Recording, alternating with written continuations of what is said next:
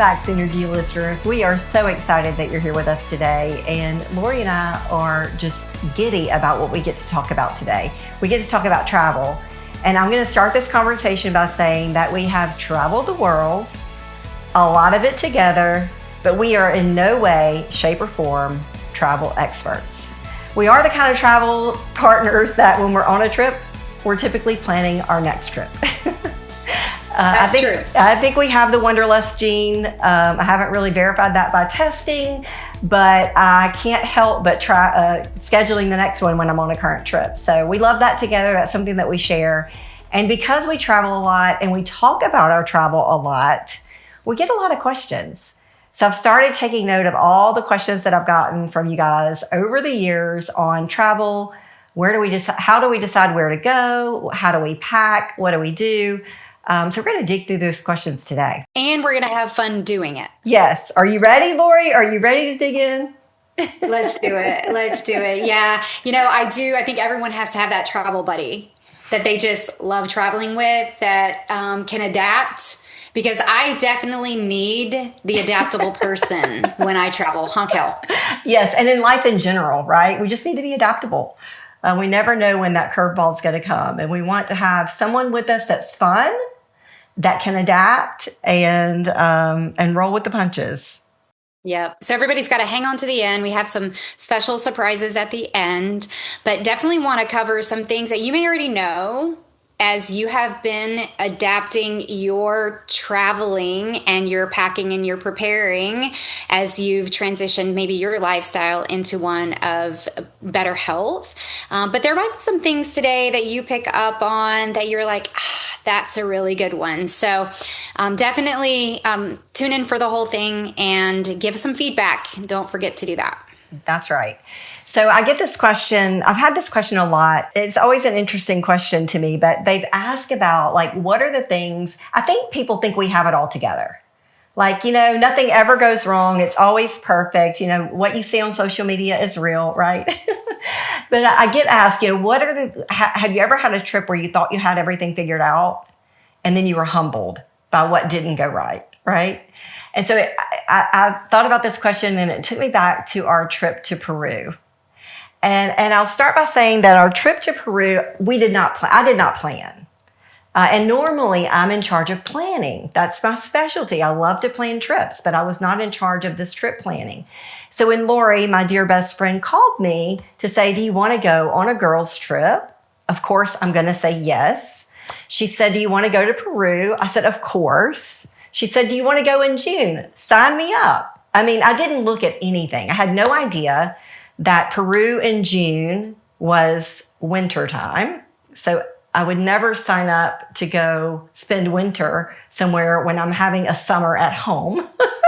But anyway, I find myself there, right? Get ready to pack. I realize it's going to be winter. I'm packing all my winter things, ski gear, all the things. And then we get there and realize that we're at high altitude. So my best friend had gone from below sea level to way above sea level, and altitude was really high, and she developed some altitude sickness.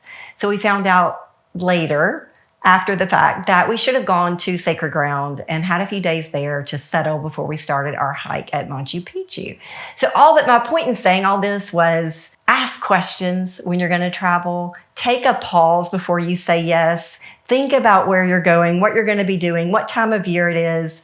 Because we were humbled by that trip. We could tell a lot of stories about that trip. Thankfully, the ending was beautiful, but there were some sketchy parts about that trip because of the altitude. So that was one that just really humbled me and made me realize that, you need to slow your roll. You need to ask more questions and know that you may have to figure things out on the way.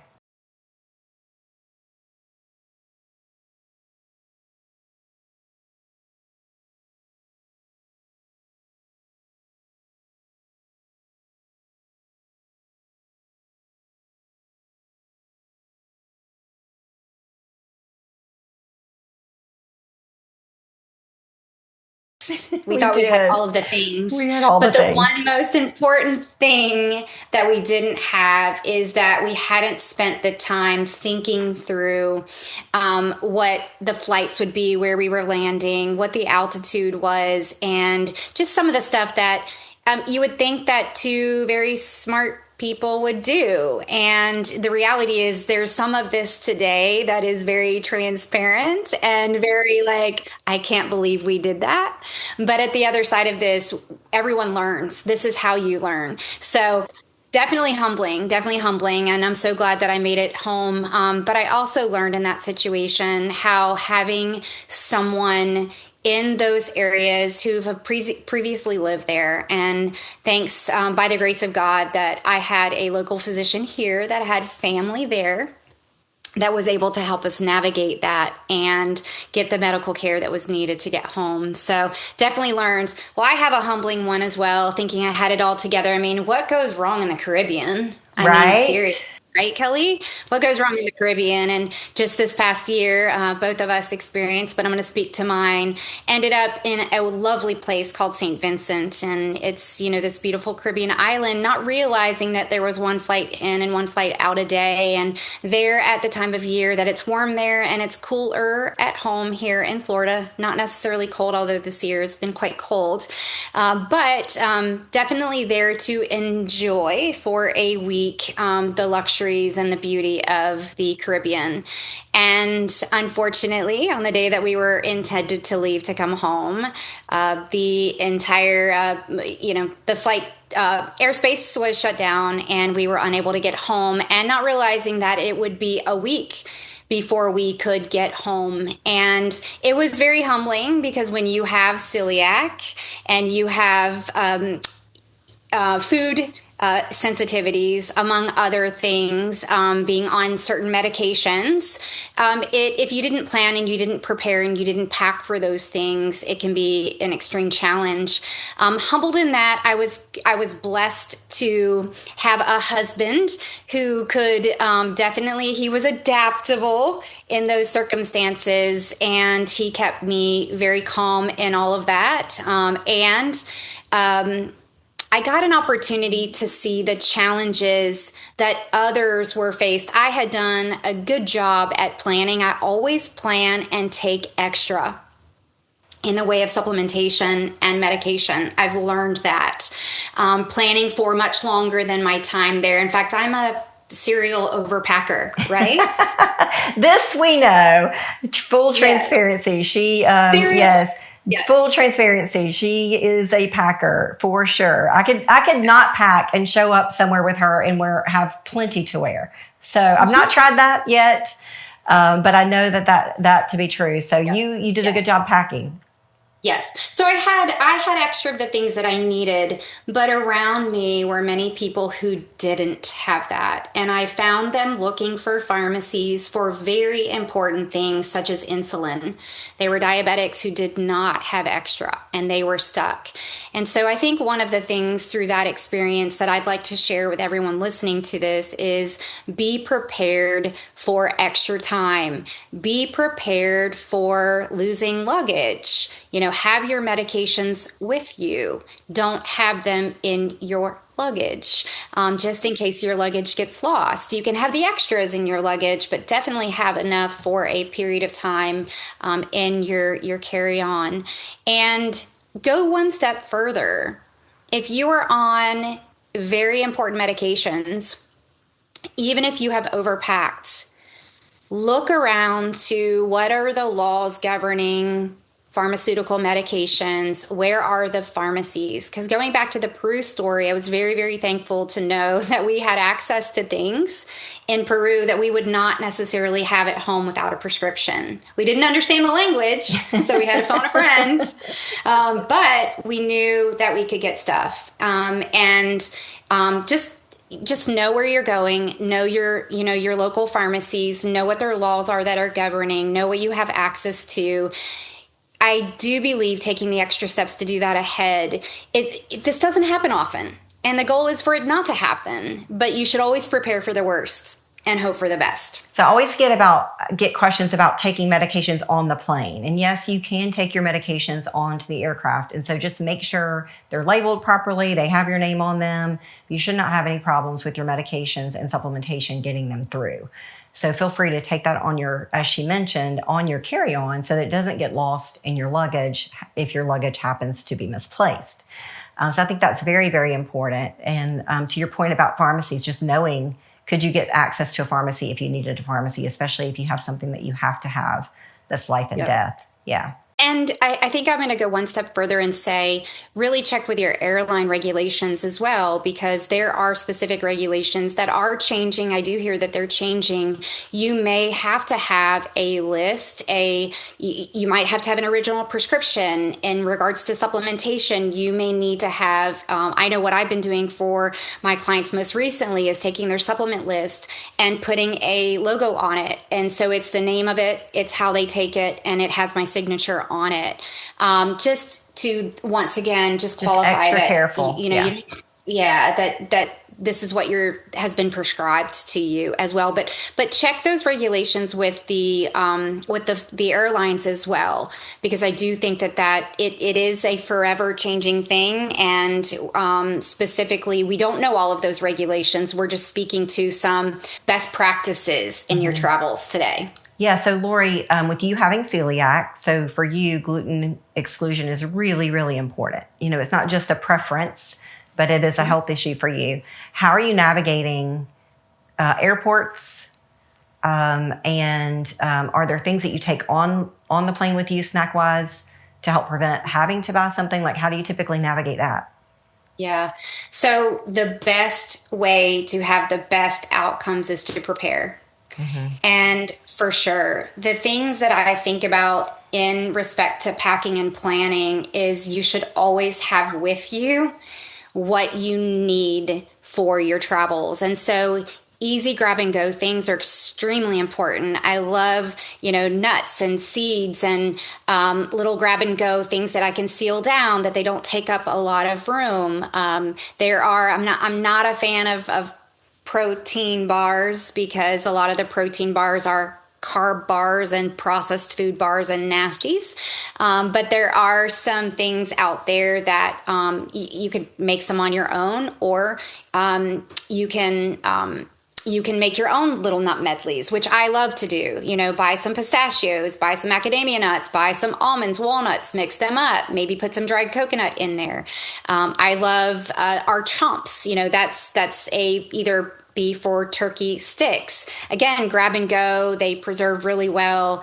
I also am a fan of taking protein powder with. And so I will typically have enough protein powder packed. I use little Ziploc baggies, but you can also, there's so many things available on Amazon these days, but I have enough to drink should I have the inability to get to food. So that's things that I do ahead. They also allow for meals to be taken on the plane.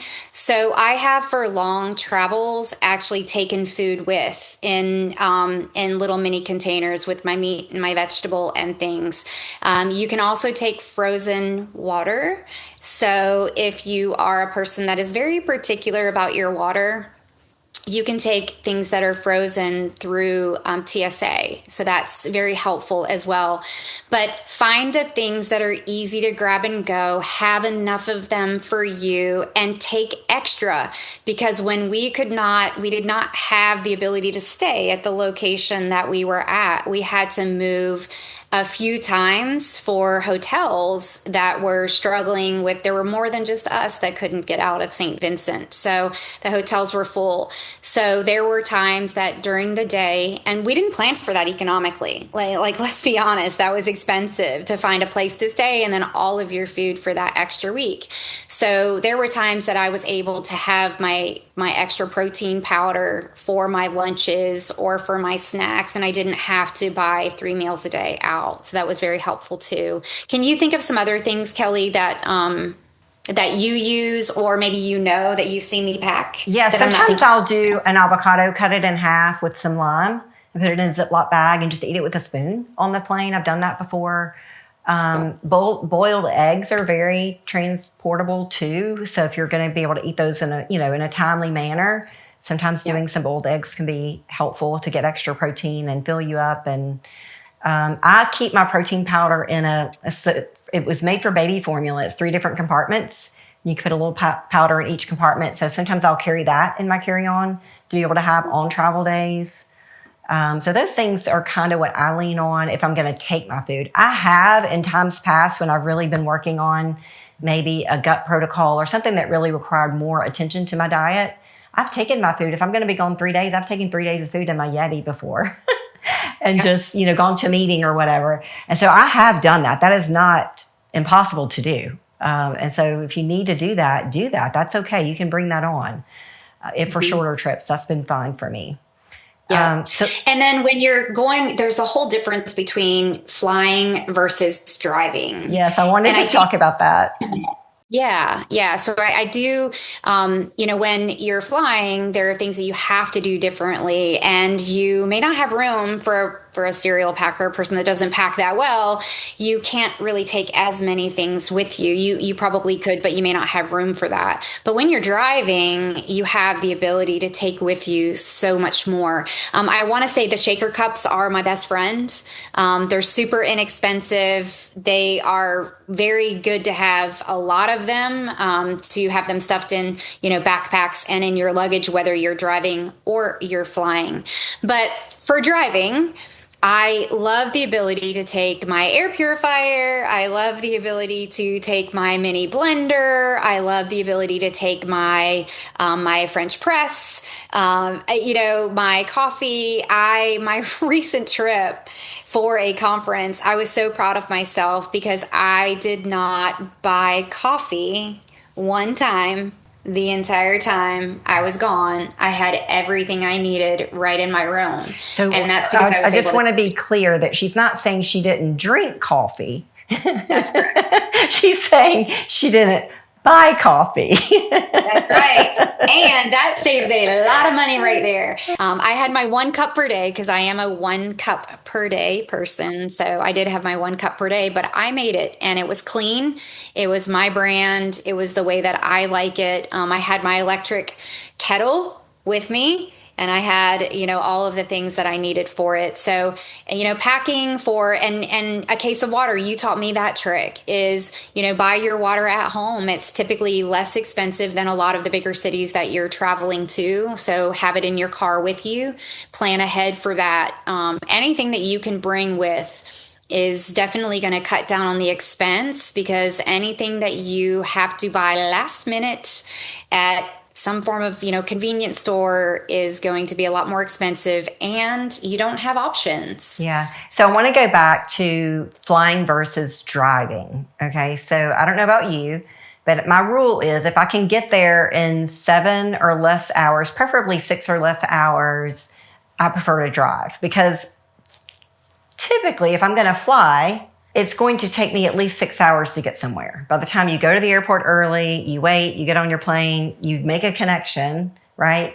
You're at the end of the day, it's 6 hours, right? I don't care how you slice it unless you're going somewhere direct. And so if I can get there in my car for that amount of time, then I would prefer to drive. And I'm like you, I love my comfort things. I love to take my air purifier. I like to take my own water. And I like to take some food too. And so it just helps me navigate that a little bit better. It helps me not see the changes that I don't like to see on my blood sugar regulation, on my sleep, if I have the things that make me comfortable with me. And so I tend to overpack when we car travel. I look in the back of my car and I'm thinking, how did I used to do this with 4 kids? Like, where did I put them? Because I have all of this stuff that I typically take with me when I travel. But what is your rule? What is the timeline that you like to think about when you decide whether you drive somewhere or fly? Yeah, so I love where you live. You live really close to the airport. I live about an hour and a half from the airport, and just Orlando traffic is terrible. So I have actually established that rule. We're at like 7 to 8 hours. If we can drive it in 7 to 8 hours, we're typically going to drive it rather than fly. Now, in my younger years, I was all about the flying. And I learned real quick that those layovers, the risk that you take with layovers, not getting the flight, it was just too risky. Driving was better. Yeah. Awesome, awesome. So, I believe I just mentioned that, having those things that make you comfortable. And I think one of the things, especially for those of us that travel to conferences, there's all different types of travel, right? There's conference travel, and that has this whole set of challenges and exciting opportunities. There's vacation travel, right? And there's Work travel. work There's travel. work travel when Yeah. you are, A lot maybe of selling people a product. travel. Yeah. A lot of people travel every single week for work. And so I like to think about, how can I set my routine at home up in a way that the travel that I do want to do doesn't take a toll on me. So I come back and I bounce back really easily. And that hasn't always been the case, right?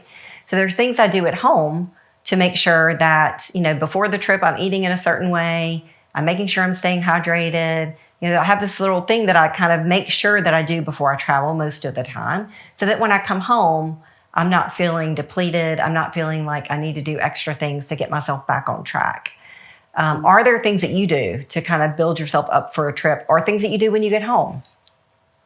Yeah, so I think the prep and the return are probably a little bit different, but and this did not come natural.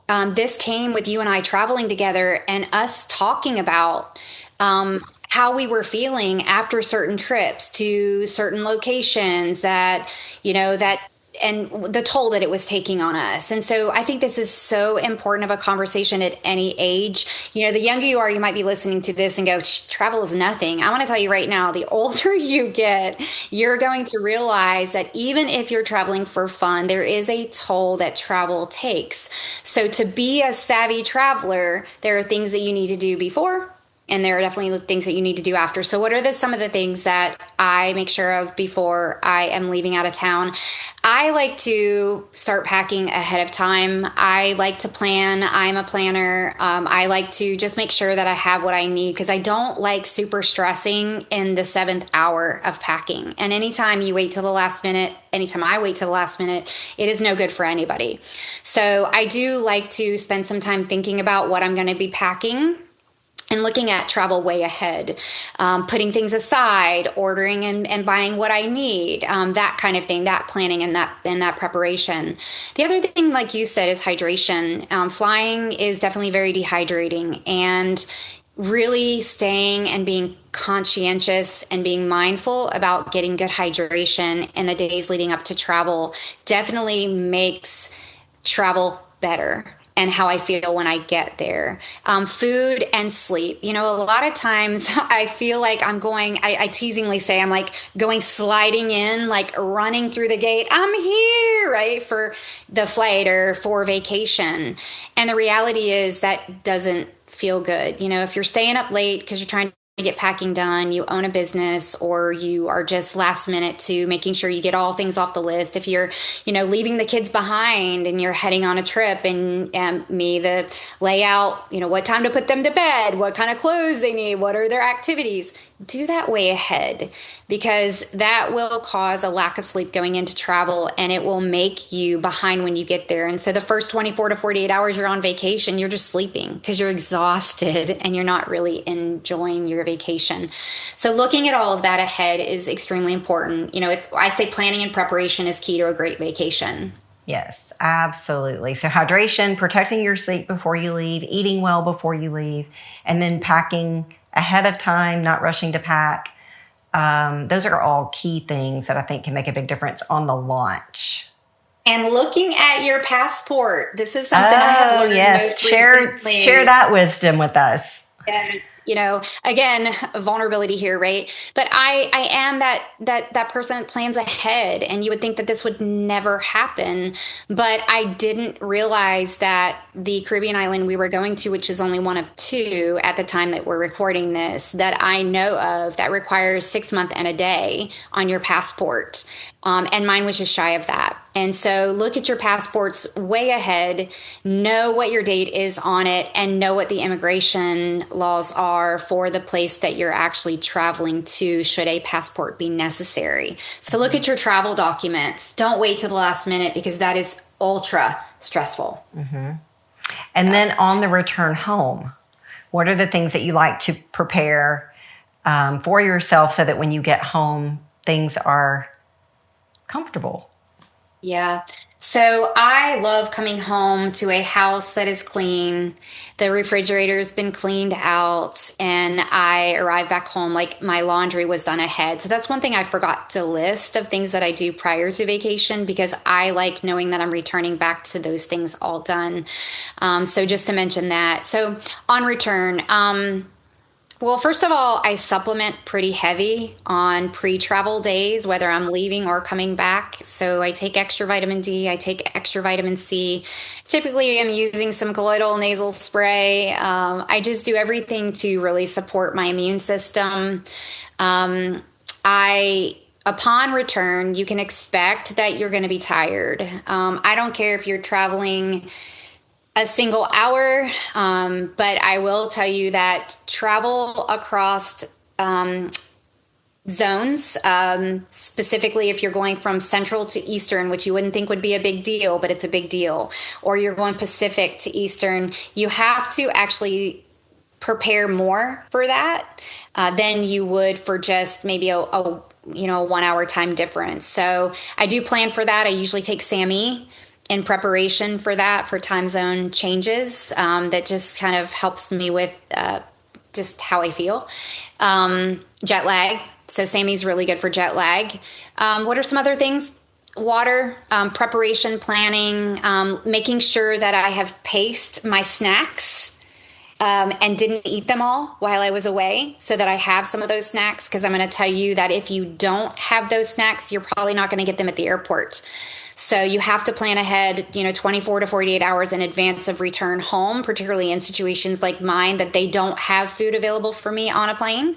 Because I am both celiac and I have a chicken egg allergy. So that is a tough combination, because normally they say we have eggs and I'm like, can't have those either. So making sure that I have not eaten through all of my snack foods and I have what I need to travel. So if I have to go to a local Whole Foods in a location that has that, or a grocery store that has the things that I need so that I can restock up before I leave, those are some of the things that I think about. And when I return home, unfortunately, I tend to like to unpack really, really quick, and I am learning how that may not be the best. So even if I return home at 1 or 2 o'clock in the morning, I would get a load of laundry started. So I'm working on rewiring myself to know that it is not an urgent situation to unpack all of my stuff. It is just a situation in which I need to get my necessary things. What about you, Kelly? So I'm like you. I really like a clean house when I get home, a bed that's made. I like to at least have what I need in the way of clean clothes for a few days. Like if I'm going back to work pretty quickly, I like to make sure that's done ahead. And then this last trip, I was able to get one of my children to go to the grocery store for me. And I provided a list, and it was so nice to come home and there was fresh food in the fridge, so that there wasn't that lag, because there's typically like a day or two lag. When we get back home, there's not really anything to eat. We're tired, as you mentioned. And so oftentimes bad decisions happen because we didn't have fresh, clean food in the fridge. And so that was really a nice little hack. So for those of you that like to do meal delivery or food delivery, that may be, or even grocery store pickup the next day, maybe a really good thing to think about ordering ahead of time so that when you get home that there's food there. So those are the things that I just really prioritize. I'm like you. I like to pack my supplements. I do go heavy on travel days and take some extra things on travel days to support my immune system. I think that's really important. And hydration on the flight, I think is really important for immune system function too. So making sure you're staying hydrated, getting up and moving around during the flight can be helpful too. Yeah. And desperate people do desperate things. So to your point, having it there and figuring out a way to have it, whether that be your kids picking it up or you picking it up, or, when you get back and arranging for that pickup or the delivery when you get home. Like there are so many food delivery services now that it can be available the next day delivered to you. So there's not a reason to not have food. Don't make it a reason. Really prioritize that for sure. So we think about travel for conferences. You and I attend a lot of conferences together, and that is always so much fun. And it is very overstimulating, right? There's a lot of people, there's a lot of things on our agenda to get done. Of course, we're eating out. What are some of the things that you have found that helps buffer you so that you enjoy the time there and then come home strong? Cool. So buffering thing for conferences, I think every conference is different, right? And it really depends on the location. We were just talking a few minutes ago about, traveling East Coast to West Coast. A lot of our anti-aging or regenerative medicine conferences are in Vegas. And not only is that a very long travel day, but in addition to that, it can be very overstimulating. Lights and sounds and smoke and just all things, right? Very disruptive to our overall health and well-being. So this is where I go back to the foundation. The foundation of what you do on a daily basis sets the tone for how you're going to adapt and survive no matter how you travel. What you eat, what you drink, how you sleep, how you move, and how you think. If your foundation, what you've been eating lately, not getting enough food or getting the wrong food, getting more processed foods, getting sugars, or if you've been eating really good food, but you haven't been moving your body really well, or you've been moving your body really well, eating really good, but you haven't been sleeping very well. Those things that you have not been doing really well that are critical foundational things cause cracks in the foundation. And when you think about a house with cracks in the foundation, what happens? It can be the start of just a real mess. And so whether it's conference or it's any form of travel, I think it is so, so important to understand that what you do on a daily basis in those foundational principles sets the stage for how you're going to travel anywhere. I do think in regards to conferences, it's important to understand where you're going. And you have to actually, using that example of going to the West Coast in Las Vegas, I have to prepare differently for them. Like I have to do everything super good before I go there and super good when I get back because my recovery, the older I get, it's harder. So I have to take more supplementation. I have to drink more water. There's so much I have to do differently. And then when I can pack, if that conference is local, packing is definitely better. I also like to look at local restaurants. You and I have been in situations before that the food at these conferences did not align with what we felt like we needed to eat. And so we found local restaurants that would actually deliver quality food for us that aligned with our dietary intake and principles. And we ate really, really good. Yeah. And we felt good about it. And they delivered it right to us at the time of lunch. And we could eat that. Yeah, I forgot that we've done that. That's been great. And I would say that keeping a schedule too. I mean, one of the things that I love about traveling with Lori, especially to conference, is we typically get up and move. We'll go for some kind of walk or do something to move our body, do yoga in the room, go for a walk. We typically are willing to do the extra things like ordering food to have it delivered to us to get the food that we need. And then we're not ones to stay up extra late. Like we may on occasion, but it's not the routine. It's not something that we, strive to do. And so getting sleep, protecting that sleep, even when we travel, I think pays us back. We're able to have good energy, enjoy the conference, and come back strong. And it's not an excuse for us, whether it be vacation or whatever. It's not an excuse for us to just do whatever. It's being very mindful and intentional about those things. Like keep the foundation even when you travel. Move your body, eat the right stuff, drink plenty of water, get the sleep that you need. And if you're going to give yourself a few of those leniencies, that's not wrong. If you're going to drink a glass of wine or some alcohol, understand the price you will pay for that and what you need to do to prep and plan and recover from that as well. Yeah, so I'll say those kind of things you can learn to buffer for. So maybe you need extra hydration or electrolytes if you're going to have some alcohol. There are things you can do to offset some of what you're doing and that you're going to do during travel. So how is your mindset different when you go to a conference versus when you go on a true vacay?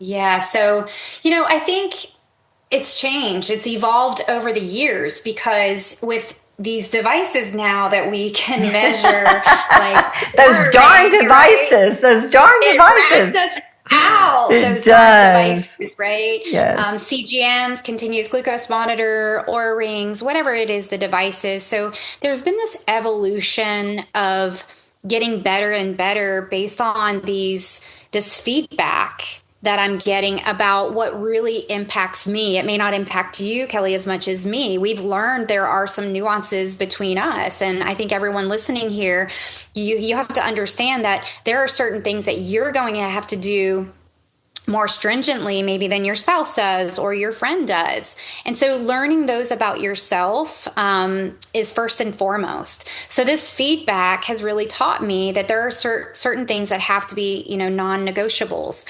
So on vacation, we're going to tend to give ourselves some more leniency than we may at a conference, right? Typically. But here's what I want you to hear is that every trip's not a vacation. That's a mindset.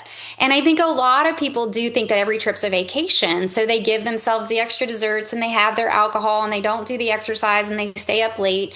And you will eventually pay a price for that. So I go ahead and I plan ahead. Again, I'm the planner of what are the things that are non-negotiables for me? What am I going to do? What are the choices I'm going to make? Am I going to do dessert? If I'm going to do dessert, am I going to do that all the time, every night at dinner?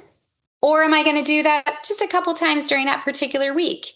Am I going to choose to drink alcohol? Should I choose to drink alcohol? What kind would I? How much? Is that going to be something that I do earlier in the day or later? Because believe it or not, as Kelly would say this too, is there's a difference. It affects you differently. And so it's really planning out the things that you're going to give yourself leniencies. At the end of the day, vacation is a time where we tend to be a little bit more free, right? And that's okay. But rather than waiting until you get there to make those decisions, I really encourage you to kind of think about it ahead. Talk to your spouse because they can be a great supporter of you, or unknowingly they can be your sabotager. And they may think, it's kind of they're your feeder, or they're if you don't have a drink, that kind of thing. Like pull them into your plan, talk ahead with them. I think that's really important too. So I do think there's a difference between vacation and conference mindset, but Either way, plan. Think about it ahead. I love that. And I love what you said about just going in with a different mindset, thinking about the mindset ahead of time so you're not just in it. So many times in life, we just get in a situation. We haven't planned. We may have thought about, I don't want to do that anymore. And then we get there and we're doing it, right? And so the way that we go into a situation, the thought that we put into it oftentimes can dictate kind of how we choose in that moment. And we're happy with our choice. I don't ever want to go into a vacation feeling deprived. And for me, I don't feel deprived when I make a choice to have sparkling water instead of wine. I'm not feeling deprived. That's what I want, right? And so I think thinking through that lens too, are you really depriving yourself, or are you giving yourself an opportunity to feel better? Yeah, it's so true. I think that there's a lot of, in fact, I know there's a lot of social pressure to do things like when in Rome, do as Rome, right? And I do believe that having a conscious decision ahead of this is what I want, because these are the results that I want. And I love what you just said about sparkling water. Like I love sparkling water with a lime in it. And it's very interesting that I love it even more when it's in a wine glass. So I'm Italian. I grew up on wine. It was just part of what we did. There's something about that long stem wine glass that just, to me, it's like it means connection and conversation. And I think that's what I love more about it. And so when I have my sparkling water with a lime, it kind of looks like Tito's. But to me and my body, it feels so much better. And so, be brave, think outside the box, look at different options. You don't have to do as everyone else does. Do as you need to do and be confident in making those decisions, because you're the one that has to live in your body when you get back. And it doesn't feel very good to be sick. Yeah, I love that you said this, that, just the glass made a difference. And for me, I love sparkling water too for very different reasons. I love champagne. I love the sparkle. Like I want to see the bubbles. So when I see sparkling water in a glass, especially a glass or a wine glass, it makes me think about champagne. And I think that's really cool that we have very different associations to the sparkling water, but it does make me happy. All right. So, Kelly, when you go on vacation, have you ever decided that you were going to try a new supplement or try a new thing while you were gone? And how did that work out for you? Yeah, so I would say that I don't think I consciously thought, hey, I'm going to start a new supplement while I go on vacation. But I'm like you, I'm a planner. So I had pre-planned all of my supplements for a couple of weeks out. And I had started a new supplement, not really thinking, hey, next week I'm leaving, right, to go on vacation. And so about 2 days into vacation, I started feeling really anxious. And there was absolutely nothing to be anxious about. It was a beautiful vacation. We're having a great time. And it felt very metabolic. It wasn't my brain being busy. It was my body being anxious. And so then I was in a conundrum because I had put all of my supplements in little containers and I didn't know what the supplement looked like, right? And I was familiar with some of my other supplements, like my fish oil and things like that I could easily identify. But there are many that I couldn't. I couldn't tell my magnesium from my new supplement. And so I had to pick through my supplements for the rest of the week and just take what I knew I was taking. And within 24 hours, I felt fine. So it definitely was a supplement. When I got back home, I retried it. It was the supplement.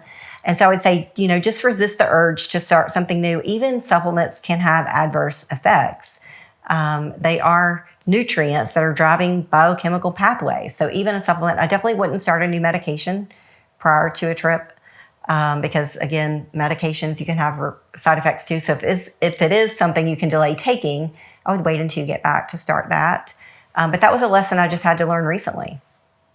Yeah, no, I agree. My rule on starting something new when I am recommending it even to one of my clients is we won't start anything new within a week to a week and a half prior to you leaving, because they are, yes, they're supplements, but they do create biochemical change. And, the last thing you want is to get on vacation or get away and have a reaction. And it could just be a nuisance reaction, but at the end of the day, it's something disruptive.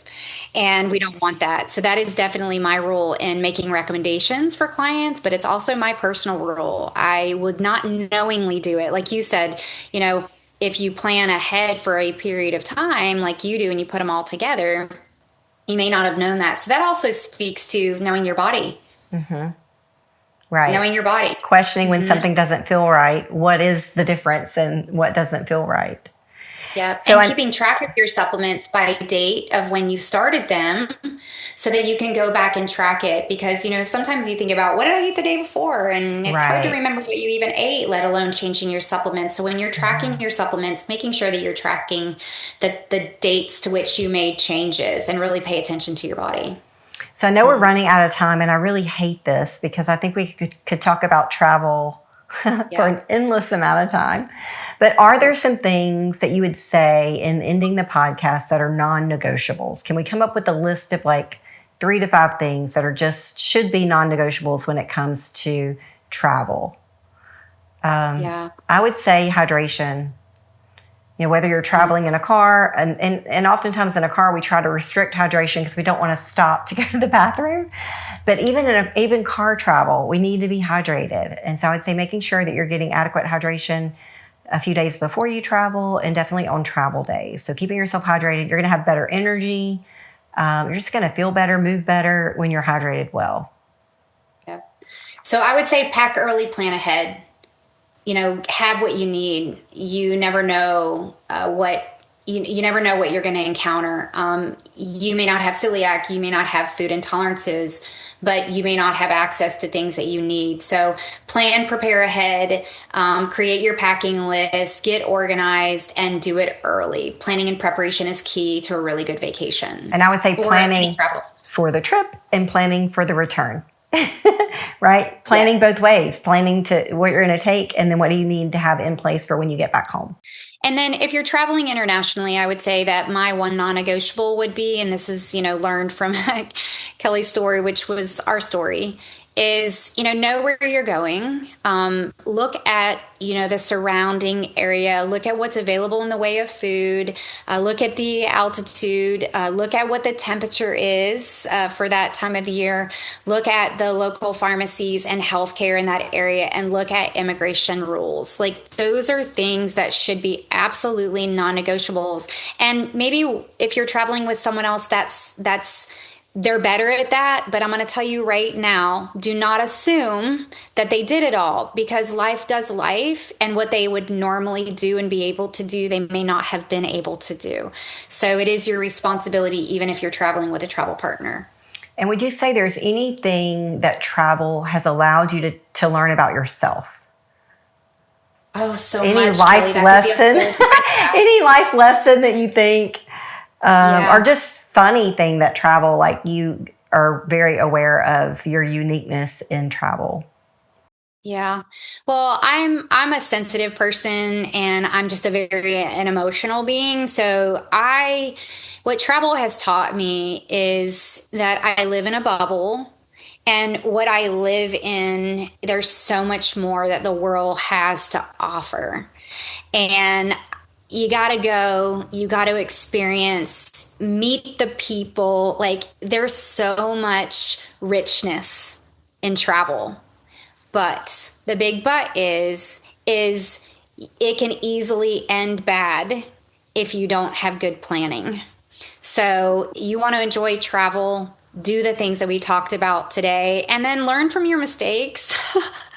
Like, they say, what, one time, shame on them, second time, shame on me, right? So it really is something that I learn every single time I travel, but it's such a humbling experience to get outside of your bubble and meet people, go to other countries, learn about them, learn about the people. Connection. We need more connection in our life. We do. We so need the connection in our lives. So I would say for me, mine is not as ambitious as yours, but for me, I just realized on this last trip that I'm typically the one planning. I'm typically the one scheduling everything. And so my husband has taken over some of that in more of our recent trips. And I learned that my expectation was that if you book the flight, you're responsible for the snacks. Right? I never verbalized that expectation to him.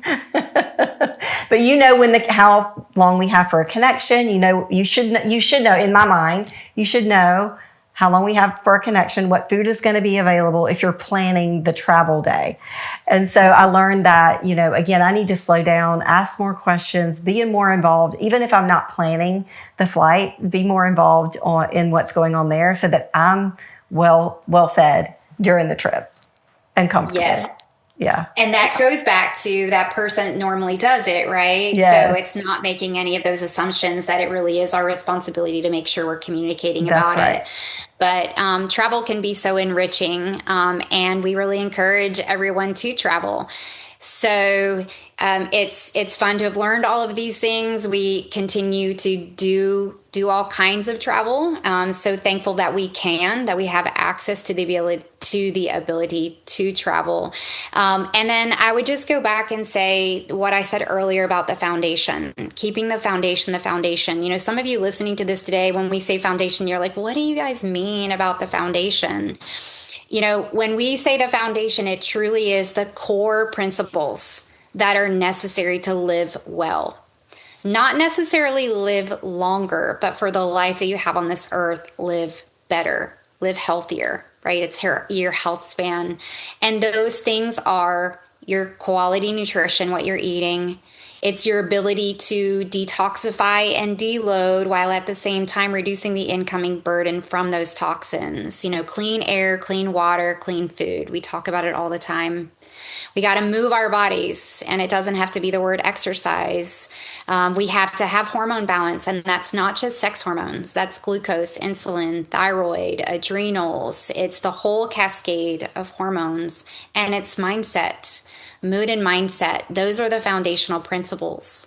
And if you're going to travel better, you need to understand those foundations, and not only understand them because we can know them without applying them. It's the application of them on a consistent basis.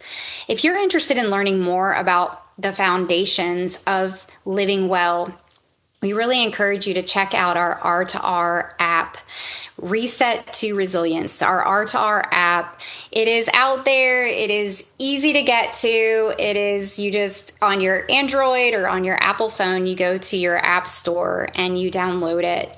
We have a foundations program that is designed just for this.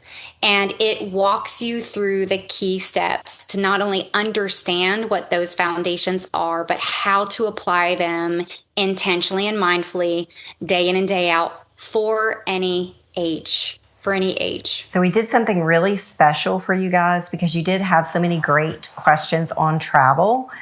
And we created a 7-day free content on travel tips.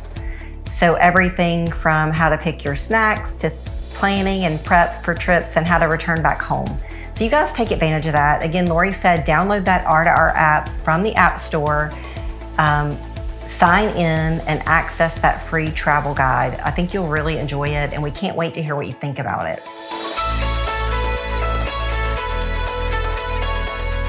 The Synergy podcast is for general informational purposes only and does not constitute the practice of medicine, nursing, or other professional healthcare services, including the giving of medical advice, and no doctor-patient relationship is formed.